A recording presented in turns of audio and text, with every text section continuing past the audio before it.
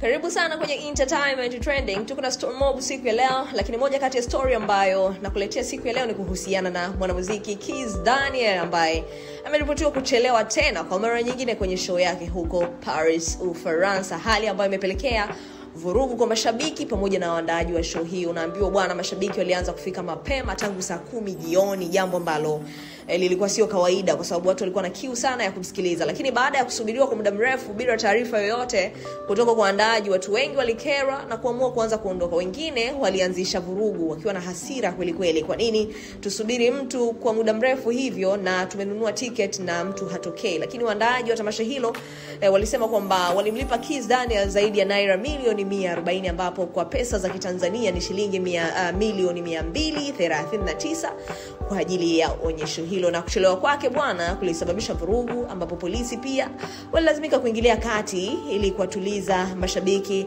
Si hivyo tu, lakini bodyguard pia alitaka kupigwa, na hii imekuwa ni tabia ya muda mrefu sana, Kizz kuchelewa ama kutohudhuria kabisa kwenye show ambazo anakuwa amealikwa kwenda kutumbuiza. Sasa hii ina maana gani kwa msanii kulipwa pesa nyingi uende ukatoe burudani na katika maeneo makubwa kama hivyo Paris, Ufaransa, alafu usitokee? Maana yake inakuwa ni nini?